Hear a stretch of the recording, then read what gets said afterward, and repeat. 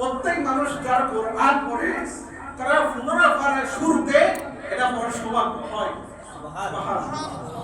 এবং সেখানে আল্লাহ পাক প্রথম শব্দ ব্যবহার করেছেন সুবহানা। সুবহানা আরবিয়ারা কখন ব্যবহার করে? যখন আশ্চর্য ধরনের কখনো ঘটনা শুনে। তাহলে মেরাজ কতটুকু আশ্চর্যপূর্ণ ছিল।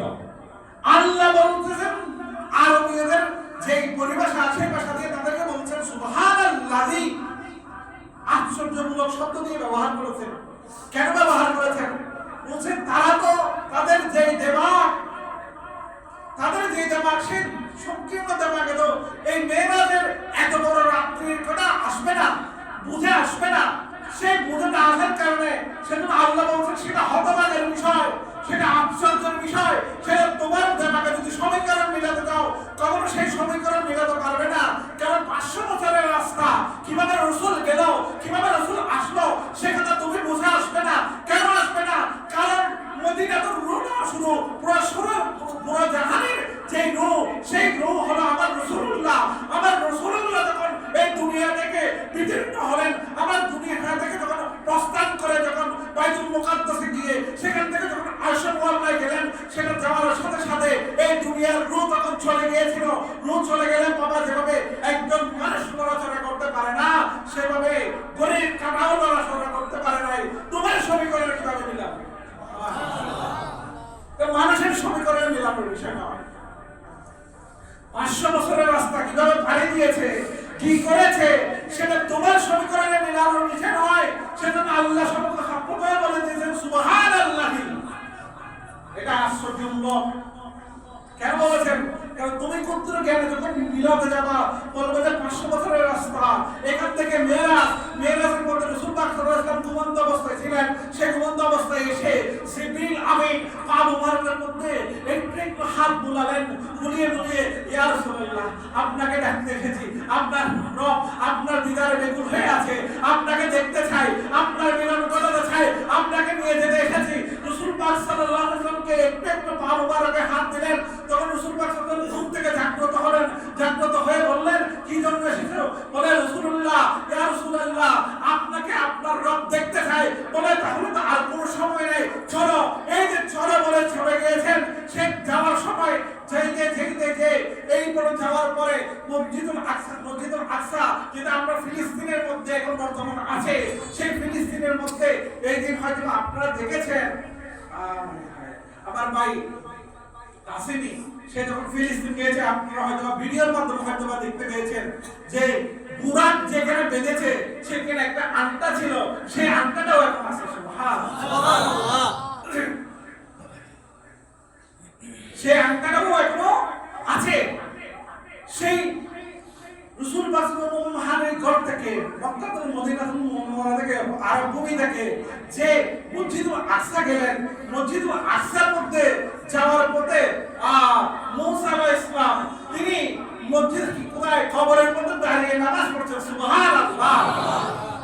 সেজন্য আল্লাহ পাক বলেন যারা মুমিন ব্যক্তি তারা যখন মসজিদে যায় তাদের সেখানে সে দুনিয়াতে যেভাবে রিয়াদত করেছে আল্লাহ সেখানে যদিও বা আমলের কি থাকে না, কোনো সুযোগ থাকে না, কিন্তু সে তার আদত যে আদত সে দুনিয়াতে করেছে, যে অভ্যাস সে দুনিয়াতে করেছে আমাকে পাওয়ার জন্য।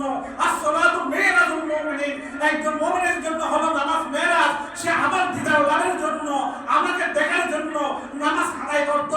আমি তার কবরকেও প্রশস্ত করে দিই যাতে সে নামাজ আদায় করতে পারে। সুবহানাল্লাহ। সেজন্য ইমাম শেরে বাংলা বলেছেন আমার কবরকে 1 হাত কিংবা 1.5 হাত পর্যন্ত উঁচু করবা। কেন করবা? যখন আমি কবরে যাব আমাকে সওয়াল জবাব করা হবে, আমি সওয়াল জবাবের উত্তর দেব। কিন্তু সওয়াল জবাব দেওয়ার সময় দ্বিতীয় প্রশ্ন যখন আসবে যে এটা কি ছিল, তখন আমি যখন রাসূলুল্লাহকে দেখব আমি তো রাসূলুল্লাহর প্রশ্নের উত্তর দিতে পারবো না। কারণ আমি দুনিয়াতে রাসূলুল্লাহর জন্য যখন নাম শুনেছি দাঁড়িয়ে গিয়ে সালাম দিয়েছি, যখন কবরের মধ্যে আমি দেখব যে রাসূলুল্লাহ এসে গেছে আমি দাঁড়িয়ে গিয়ে সালাম দেব। সেজন্য আমার কবরকে তোমরা উঁচু করো। সুবহানাল্লাহ। সেভাবে মূসা আলাইহিস সালাম যখন এই দিয়ে মসজিদুল আকসায় যাচ্ছেন, মূসা আলাইহিস সালামকে দেখেছেন কি অবস্থায়? নামাজ অবস্থায়। এখন মসজিদুল আকসায় গেলেন, মসজিদুল আকসায় গিয়ে সকল নবীর উপস্থিতি, এই ইলহাম কা সকল নবী উপস্থিতি মানে এখানে আকীদার বিষয়, স্পষ্ট বিষয়। যারা রাসূলকে নবীকে রাসূলকে যারা মরা মানে, যারা মৃত মানে, তাদের জন্য এখানে দলিলের বিষয় যে এখানে রাসূলুল্লাহর পিছনে যে একতাবা করার জন্য যারা এসেছে, যে মুক্তাদিগুলো এসেছে, তারা কি জীবিত ছিল না মরা ছিল? তারা জীবিত ছিল না মরা ছিল? জীবিত ছিল বিদায় তারা এখানে উপস্থিত হয়েছে মসজিদুল আকসায়। এটা আকীদার বিষয়। সেজন্য এখানের মধ্যে সকল নবীরা উপস্থিত ছিল। সুবহানাল্লাহ। উপস্থিত ছিল না শুনো, বলছে আজকে দুরাকাত নামাজ হবে, সেই দুরাকাতের নামাজের জন্য সকলেই ইমাম নির্ধারণ করার জন্য বসে আছে। একজন বলছে সবার বাবা হলো বাবা আদম, কেউ বলছে এরপরে নো, কেউ বলছে আমি না। আজকে যে ইমাম হবে তিনি হলেন ইমামুল আম্বিয়া। সবাই ইমামুল আম্বিয়াকে ঘিরে ধরলো। ইমামুল আম্বিয়া তো জানতো আজকে ইমামতি কার? ইমামুল আম্বিয়া। সুবহানাল্লাহ। কিন্তু প্রথমে জান নাই, কারণ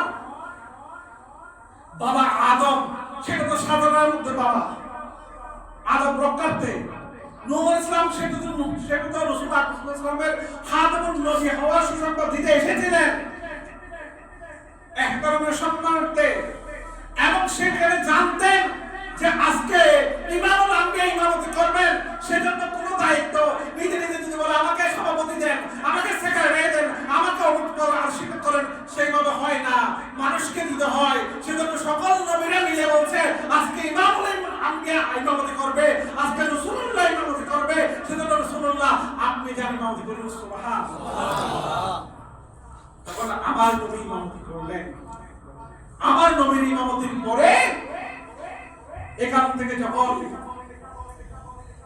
আমার রাসূল যাচ্ছেন, যেতে যেতে প্রথম আসমান গেলেন। প্রথম আসমানে যাওয়ার সাথে সাথে প্রথম আসমানে ওদের সাথে সাথে সেখানে দাঁড়িয়ে আছেন। কে দাঁড়িয়ে আছেন? বাবা আদম আলাইহিস সালাম দাঁড়িয়ে অপেক্ষা করছেন কখন রাসূলুল্লাহ আসবেন, কখন আজকের যে দিন পরিচয় হয়েছে, যে আজকের দিনকে পূর্ণতা যে দিয়েছেন আল্লাহ তাআলার যে সত্যতা নবী রাসূলুল্লাহ যুগে যুগে পরিচয় দিয়েছেন যে একজন নবী আসবেন, খাতামুন নবী আসবেন, তিনি এসে তোমাদেরকে সত্যের পয়গাম জানাবেন, তার সুসংবাদ যখনই পাও তখনই তোমরা গ্রহণ করবে। সেই ইমামুল আম্বিয়া বাবা আদমের পাহাড়, বাবা আদম যাকে নিয়ে পাহাড় করতে পারেন, সেই রাসূলুল্লাহ যখন প্রথম আসমানে পদার্পণ করবেন, সেজন্য বাবা আদম অভ্যন্তরীণ দেওয়ার জন্য দাঁড়িয়ে আছেন। সুবহানাল্লাহ। অথচ মেরাজের এই ঘটনা সবাই পড়ে। অভ্যন্তরীণ দেওয়ার জন্য বাবা আদম যদি দাঁড়িয়ে থাকতে পারে, আমরা দুনিয়াতে দিলে সবার কারবার গায়ে চুলকায়, পেট চুলকায়, মাথা চুলকায়। শয়তান তো রাসূলুল্লাহ যখন আগমন হয়েছে মাথার দেওয়ালে পেটে ফেটে ফেলতে চেয়েছিল। এখানেও কিছু কিছু মানুষ আছে যারা মাথা ফেটে দিল। সেজন্য রাসূলুল্লাহ সাল্লাল্লাহু আলাইহি ওয়াসাল্লাম যখন প্রথম আসমানে গেলেন, বাবা আদম অভ্যন্তরীণ দেওয়ার জন্য দাঁড়িয়ে আছেন। দ্বিতীয় আসমানে যখন গেলেন, হযরত ঈসা আলাইহিস সালাম অভ্যন্তরীণের জন্য দাঁড়িয়ে আছেন।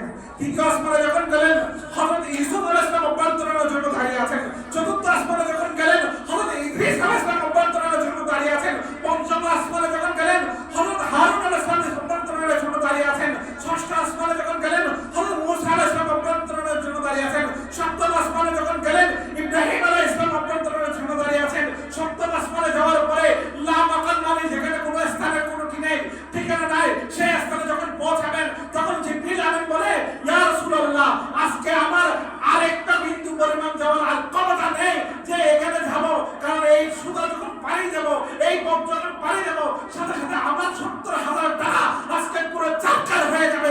আমি এক কথা বলতে পারবো না, সেই পথ আমি যাব না। বলে কেমন যাবে? সেই পথ আপনি যাবেন। রাসূলুল্লাহ সেখান থেকে যাওয়া শুরু করলেন। সুবহানাল্লাহ। কিভাবে গেলেন? পথ কিভাবে চিনা? পথ যদি চিনা না হয় কেউ যেতে পারে? রোড ম্যাপ না থাকলে আজকে আপনার কাছে না থাকে আপনি গন্তব্য যেতে পারবেন। রাসূলুল্লাহ যখন নূর তৈরি করা হয়েছিল, সেই নূরকে চক্র করে ফেরেশতারা কি দিয়েছিল, সেখানে জিকির করেছিল, এই পথ দিয়ে আসা যাওয়া করেছিল, সেই পথ ছিল ছেড়া। সেজন্য হাবিবুল্লাহ যখন রাসূলুল্লাহ যখন আমার আল্লাহর কাছে দেখা করতে যাচ্ছেন, দিদার করতে যাচ্ছেন, সেজন্য কোনো মাধ্যমের প্রয়োজন নেই। আর সপ্তম আসমানের পরে ডাইরেক্ট রাসূলুল্লাহ ডাইরেক্ট সরাসরি খোদা তাআলার সাথে দেখা করতে চলে গেলেন। সুবহানাল্লাহ। এই কথা মাথায় ঢুকবে না বিদায় আল্লাহ পদকায়াতে বলেছেন সুবহানাল্লাহ, আশ্চর্যজনক কথা। এই কথা যদি মাথায় ঢুকতো তাহলে তো আর সিদ্দিক আকবর থাকতেন না। কারণ যখন রাসূলুল্লাহ যখন ওই মেরাজ পথ গমন করে যখন দুনিয়াতে এসে বললেন, আমি জান্নাতে গিয়েছি, জাহান্নামে গিয়েছি, তাদের অবস্থা দেখেছি, তারা কি করছে তা দেখেছি, তারা কি কোন হালতে আছে তা দেখেছি, এই যে কথাগুলো বলছেন, তখন বলছে আবু জাহেল বলছে, হায় হায় হায় হায়, আগে আমি তো আমার ভাতিজাকে কি জানতাম, মজুব জানতাম, কিন্তু আজকে কিন্তু বড় হয়ে গেছে, আল্লাহ মাফ করবে, এই শব্দ আমরা ব্যবহার করি না। সে একথা বলে বেড়াচ্ছে, এদিক যাচ্ছে, ওদিক যাচ্ছে, ছুটে বেড়াচ্ছে, ছুটতে আসলো সিদ্দিকের কাছে। সিদ্দিক জানো কি হয়েছে, ঘটনা কি জানো? বলে কি? বলে তোমার বন্ধু মাথা নষ্ট হয়েছে। কি বলে? যে তোমার বন্ধু বলছে 500 বছরের রাস্তা তিনি পাড়ি দিয়েছে মুহূর্তের মধ্যে, সেটা কিভাবে সম্ভব? বলছে কি বলেছে? বলেছে জান্নাত দেখেছে, জাহান্নাম দেখেছে, স্বর্গ নরক দেখেছে, মসজিদুল আকসা গিয়েছে। বলছে তাই বলেছে? এটা কি রাসূলুল্লাহ বলেছে? বলে আর বিশ্বাস করবে। কারণ আবু জাহেল আমি মনে করেছিলাম মুহাম্মদ চলে গিয়েছে মস্তিষ্কের মধ্যে, কিন্তু দেখি যে আবু বকরের মাথাও চলে গেছে। হায় হায়, এই কথা বলে এই সাক্ষী দিয়ে যে আমি মেনে নিলাম, এই সাক্ষী দিয়ে সিদ্দিক আকবর রাসূলের দরবারে আসতে হয়নি। রাসূলুল্লাহ বলছেন সিদ্দিক আকবর আসো। সুবহানাল্লাহ। প্রত্যেক নবীরা সিদ্দিক, শেরে মিল্লাতের কথা, প্রত্যেক নবীরা সিদ্দিক, প্রত্যেক সাহাবীরা সিদ্দিক, কিন্তু সিদ্দিক আকবর একজন। সুবহানাল্লাহ।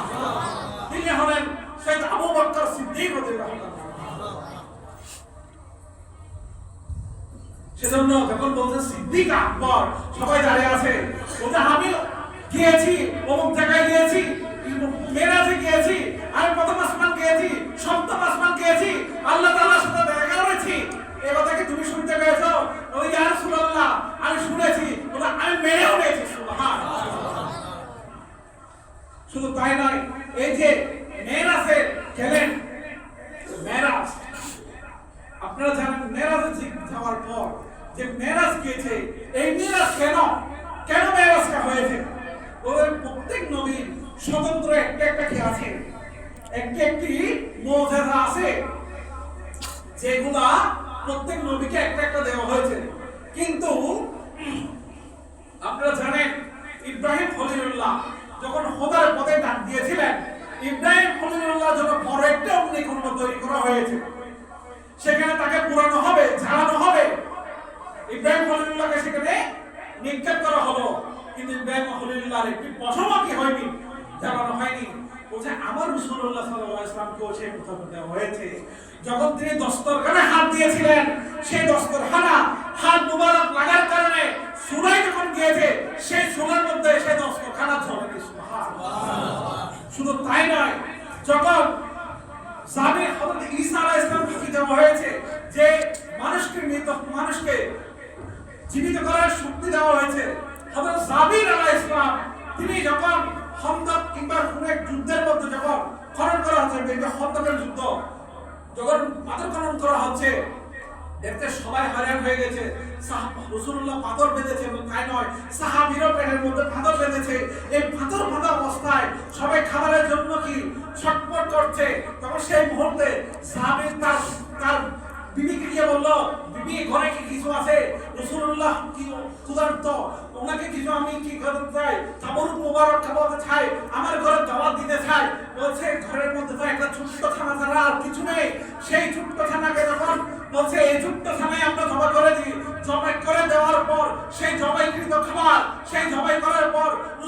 তাকে দাওয়াত দেওয়া হলো, বলছি ইয়া রাসূলুল্লাহ আমি চাই আজকে রাতে আপনি আমার ঘরের মধ্যে মেহমান নওয়াজি হবেন, আপনাকে আমি মেহমান নওয়াজি করব। সেই মেহমান নওয়াজি করার জন্য জাবের যখন নিয়ে গেলেন, নিয়ে যাওয়ার পরে ঘরের মধ্যে নিয়ে গেলেন, রাসূলুল্লাহ বলেন সাহাবী কয়জন আছে সবাই চলো হযরত জাবের দাওয়াত দিয়েছে। সুবহানাল্লাহ। একটা ছাগল কয়জন খাইতে পারে, কিন্তু রাসূল বলেন সাহাবী এই যে 300 জনের উপরে মানুষ খনন করতে সবাইকে নিয়ে চলে গেলেন। যাওয়ার পরে বলছে ডেকসির কোনারে তোমরা বসবা না, দেখবা না যে ডেকসি থেকে কত কিছু নেওয়া হচ্ছে, সেটা আমাদের উচিত। আমাদের আসলামরা সেই ধারাটা ধরে রাখে যে কখন তাবরুক বর্ণন করা হলে ডাকনা অর্ধেক খুলে, এটা বরকতান রাসূলুল্লাহর সুন্নাহর বরকতান খুলে, এটা আপনারা সেটা মাথায় রাখবেন। রাসূলুল্লাহ বলছে ডেকসি এদিকে দাও, তুমি রুটি দিতে থাকো, দেখবা না কতগুলো দিচ্ছ। বলছে হে জাবেরের স্ত্রী তুমি রুটি বানাতে থাকো, এদিকে রুটি বানানো হচ্ছে, এদিকে রুটি বন্টন করা হচ্ছে, 300 জনের উপরে মানুষ, এদিকে রাসূলুল্লাহ তাবরুক দিতে আছে, গরুর ছাগলের ছোট্ট ছাগল ছাড়া যতটুকু রান্না করা হয় সব দিতে আছে। দিতে দিতে বলছে যে যাওয়ার সময় বলছে হঠাৎ করে বলছে জামির তোমার 2 সন্তান ছিল তারা কই?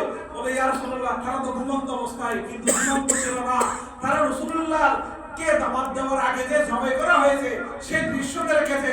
দেখার পর সেই দৃশ্য যখন দেখেছে বলছে বড় ভাই বলছে বাবা তো জবাই করেছে দেখেছো? বলে আমি দেখেছি। তুমি দেখেছো? দেখেছি। বলে কিভাবে দেখেছো? বলছে আমি দেখেছি জবাই করার জন্য। বলে এটা এটা এটা তো হচ্ছে না, আমরা একটা সেটা পান করি, সেই পান করতে গিয়ে এক ভাইকে এক ভাই জবাই করে দিল, এক ভাই বলছে হায় হায় আমার ভাই তো জবাই করে ফেলছি, আমি তো অপরাধী, আমি নিজেও জবাই হয়ে যাবো। সুবহানাল্লাহ। সে জবাই হয়ে যাওয়ার পর যখন এই ঘটনা দেখছে জাবের স্ত্রী বলে এই ঘটনা রাসূলুল্লাহকে বলা যাবে না, রাসূলুল্লাহ শুনলে আঘাত পাবেন, তারপর গ্রহণ করবেন না, আমরা পরে যখন বাক্যের ব্যবস্থা করব। কিন্তু রাসূলুল্লাহ যখন বললেন যাও তোমার সন্তানকে ডেকে নিয়ে আসো, জাবেরের এই ছিল যে রাসূলুল্লাহ যখন ডাক দিয়েছে সেটা যদি দুনিয়া থেকে চলেও যায় সেটা আসতে পারে। যেখানে সিদ্দিক আকবর যুদ্ধের মধ্যে বলছে তোমার সন্তান জীবিত আছে, সেখানে পর শাহাদাত হওয়ার পরেও ওই সাহাবী কুরআন করে চলে আসতেছিল, বলতেছে আপনি কোনটা খবর? আমি শুনেছি তুমি বাবা বলতেছে তুমি তো শহীদ হয়ে গেছো শুনেছি। বল তুমি প্রথম কার সাথে সাক্ষাৎ করেছিলে? বলে আমি সিদ্দিক আকবরের সাথে সাক্ষাৎ করেছিলাম। যে সিদ্দিক আকবর কি বলেছে? তোমার ছেলে জিন্দা আছে, তার কারণে আল্লাহ তাআলা আমার জানকে আবার ফেরত দিয়েছে। সুবহানাল্লাহ।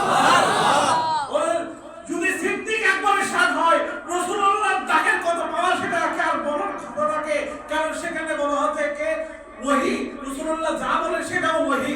যে রাসূলুল্লাহ যখন বলেছেন যে ও তোমার সন্তানকে ডেকে নিয়ে আসো, সাহাবী বলছে বিবি যাও ডেকে নিয়ে আসো, রাসূলুল্লাহ জবান থেকে যখন বের হয়েছে এটা মিস যাবে না। যখন কম্বল তুললো দুই ছেলে বলছে আম্মা খাবারে রক্ত হয়েছে। সুবহানাল্লাহ। ও রাসূলুল্লাহ তোমাদের জন্য অপেক্ষা করছে।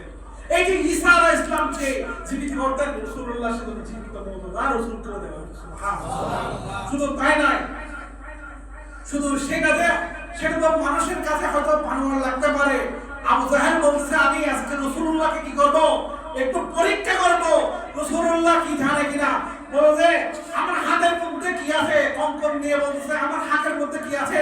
বলে দেখো তুমি যদি সত্য রাসূল হতে পারো, এই তো রাসূলুল্লাহ যে সত্য সেটা তো অনেক আগে পেয়েছে, প্রমাণ পেয়েছে। যখন বদরের যুদ্ধে যাবে তখন খানায় কাবায় গ্রেফতার বলেছিল আবু জাহেল, ওদের যদি মুহাম্মদ সত্য হয় তাহলে মুহাম্মদকে জীবিত রাখো, যদি আমরা সত্য হয় আমাদেরকে জীবিত রাখো, তারা যদি কি হয় মিথ্যা হয় তাদেরকে ধ্বংস করে দাও। এই কথা শপথ করে গিয়েছিল খানায় কাবার আবু জাহেল। যখন বদরের ময়দানে গিয়েছে, যখন সে হেরে গিয়েছিল তখন থেকে সে জানতো রাসূলুল্লাহ সত্য। সুবহানাল্লাহ। তারপরে আবার বলছে আমি আরেকটু পরীক্ষা করে দেখি। কেমন পরীক্ষা? কে পরীক্ষা করতেছে জানেন? যাকে এক সময় বলা হতো আবুল হেকাম, মহাপণ্ডিত, মহাবিজ্ঞানী, মহাজ্ঞানী বলা হতো, কিন্তু রাসূলুল্লাহ সাল্লাল্লাহু আলাইহি ওয়াসাল্লাম বলেছেন তুমি আবুল হেকাম নয়, তুমি আবু জাহেল।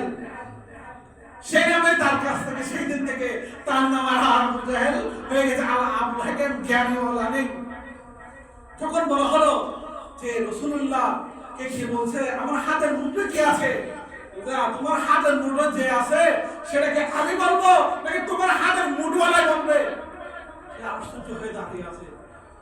আমি জানি কুকুর আওয়াজ করে, খানা আওয়াজ করে, আর আশাবুল মাহলুকাত মানুষ আওয়াজ করে, আমি যে এটা নিয়ে এসেছি জড় পদার্থ সেটা তো আওয়াজ করতে পারে না। বলো দেখি এটা তো কোনো মানবাটি কথা ছাড়া আর কিছু হতে পারে না। দেখি বলো দেখি দেখি দেখা যাক যে আমার হাতের মুঠি যেটা আছে সেটা আওয়াজ করুক। তখন হাতের মুঠি বলে উঠলো লা ইলাহা ইল্লাল্লাহ মুহাম্মাদুর রাসূলুল্লাহ। শুধু যে মানুষ ঠিক করেছে তাই না, যে মরা জড় জন্তুও কি আওয়াজ করে দিয়েছে রাসূলুল্লাহ।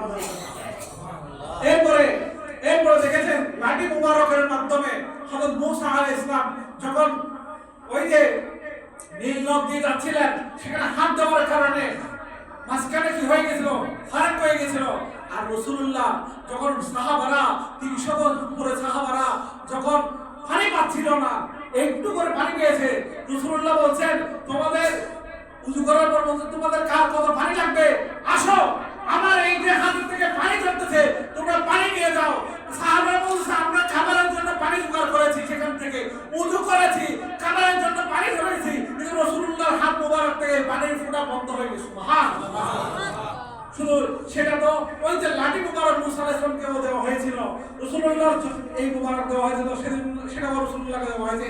শুধু তাই নয়, কিন্তু মুসা কলিমুল্লাহ চেয়েছিল কি করার জন্য, আল্লাহর সাথে কথা বলার জন্য। সেই সৌভাগ্য মুসা কলিমুল্লাহ হয়নি। সরাসরি কথা বলেছে মুসা কলিমুল্লাহ, কিন্তু সরাসরি কথা বলার সুযোগ হয়নি। কিন্তু এই যে সরাসরি কথা কারো দ্বারা সম্ভব হয়নি, সেজন্য আমার রাসূলকে আল্লাহ তাআলা যে মুআজিজা মেরাজুন নবীতে নিয়ে গিয়ে সরাসরি কথা বলেছেন, সেটা সকল কোন নবীকে দেওয়া হয়নি। বর্তমানে সুবহানাল্লাহ, এটা হচ্ছে সর্বোত্তম মর্যাদা। কিন্তু যদি ভাই নবীদের স্তরের ক্ষেত্রে যদি সর্বোত্তম মর্যাদা হলো কোরআন, সেভাবে যদি এখন যদি বলতে যাই অনেক কথা, এই যে রাসূলুল্লাহ আগে যারা নবী এসেছেন সকল নবীরা বলেছেন যে জান্নাত আছে, জাহান্নাম আছে, ভালো করলে জান্নাতে যাবা, খারাপ করলে জাহান্নামে যাবা, এই যে এত কিছু বলেছেন।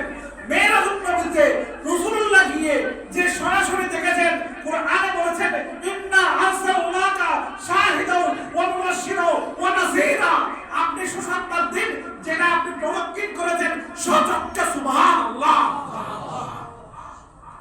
এতজন নবীগুলো যে এসে বলেছে জান্নাতে যেতে হবে, জাহান্নামে যাবে, সেটা কেউ দেখেনি।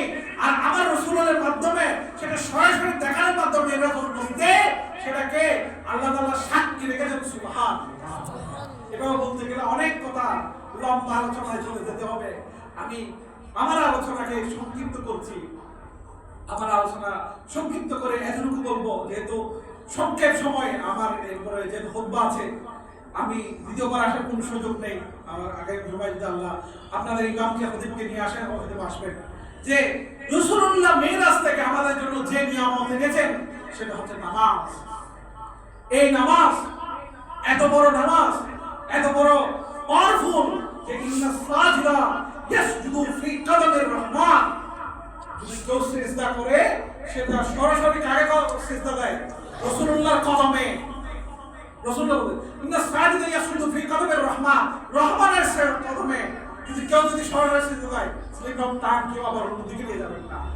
যে কেউ যদি সিজদা দেয় নামাজের মধ্যে, সেটা সরাসরি আল্লাহর কদমে সিজদা দেওয়ার সমান।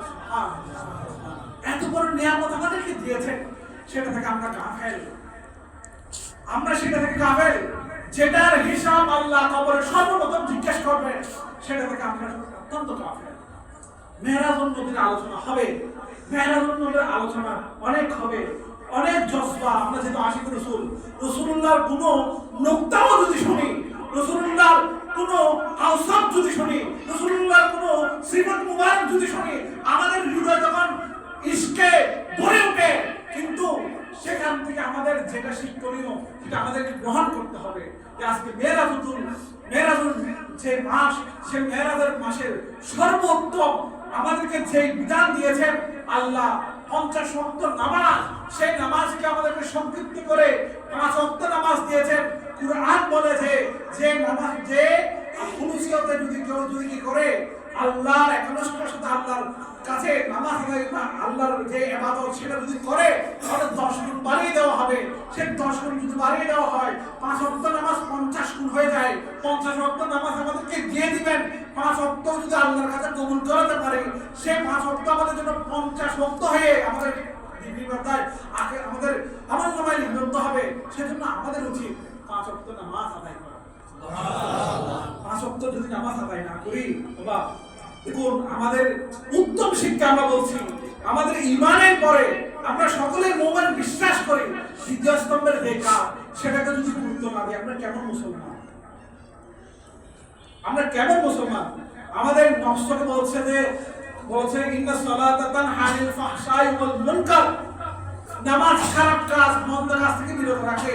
যে আপনি সারাদিন অযথা যত কিছু করেন সবকিছু থেকে বিরত থাকতে চান, সবকিছু থেকে আপনি একনিষ্ঠ হয়ে খোদার কাছে যেতে চান, কিন্তু আপনাকে বলে দিয়েছে কোরআন সেটা হলো নামাজ, আপনি সেটা আদায় করতে চান না, সেটার প্রতি গাফেল।